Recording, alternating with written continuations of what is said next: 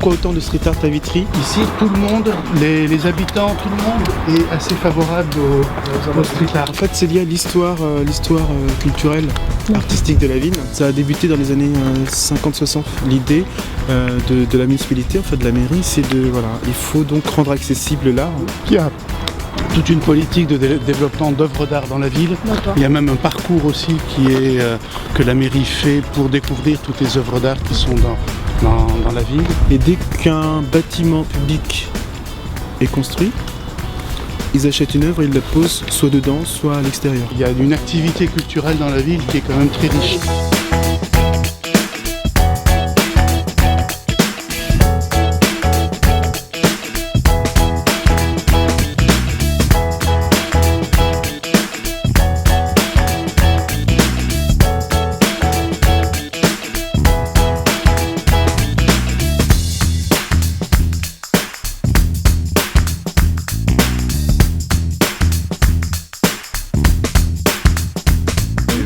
Mon artiste préféré qui est Alice Pasquiani. Ce qui est intéressant là, c'est de voir les œuvres en vrai plus que des images sur internet, de voir un peu les textures, les matières et vraiment les couleurs, donc c'est assez intéressant.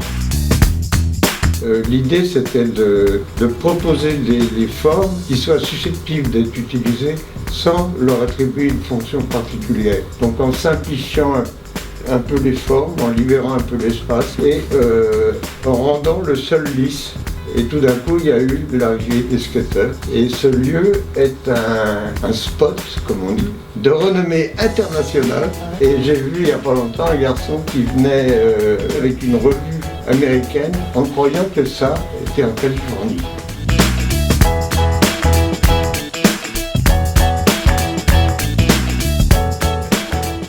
Le McVal, c'est un musée qui est assez jeune. En ouverture, ça va faire 7 ans. Un petit peu plus, ça a ouvert ses portes, donc c'est plutôt nouveau. Par contre, la collection permanente, elle est beaucoup plus ancienne. En fait, ça fait déjà une trentaine d'années. C'était une initiative comme ça du département qui s'était mis à acheter des œuvres. Et donc sous nos pieds, là, on a plus de 1700 œuvres qui sont conservées. Et du coup, l'idée, c'était de laisser réunir déjà cette collection qui était avant répartie un peu partout, la mettre dans un musée et créer un lien entre cette collection, les gens du territoire et d'ailleurs, et aussi d'y associer les artistes.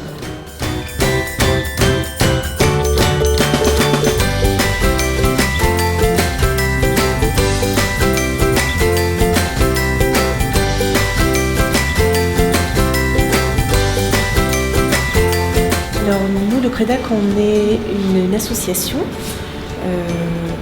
on est indépendant et on existe depuis 87.